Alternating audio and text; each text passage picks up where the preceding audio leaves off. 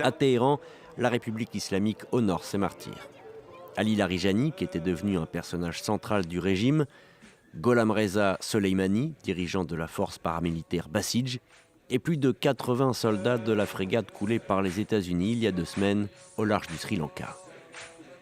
Les obsèques se tenaient encore que le ministre israélien de la Défense annonçait une nouvelle élimination la nuit dernière, celle du ministre du Renseignement, Esmaïl Katib. La politique d'Israël est claire et sans équivoque. Personne en Iran ne bénéficie d'immunité et tout le monde est dans la ligne de mire. Le Premier ministre Benyamin Netanyahou et moi-même avons autorisé Tsahal à neutraliser tout haut responsable iranien encerclé, qu'il soit du renseignement ou opérationnel, sans qu'une autorisation supplémentaire soit nécessaire. La hiérarchie militaire israélienne semble convaincue de la nécessité de neutraliser tous ceux qu'elle perçoit comme des menaces de manière préventive.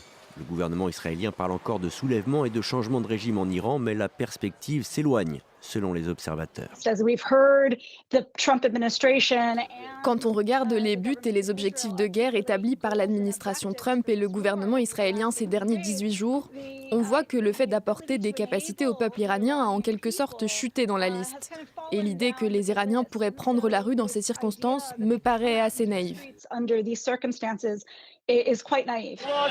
Ainsi, Israël et les États-Unis se satisferaient d'un régime qui survivrait à la guerre à la condition qu'il en ressorte très affaibli et malgré les risques qu'il se durcisse et qu'il jette ses dernières énergies dans son programme nucléaire.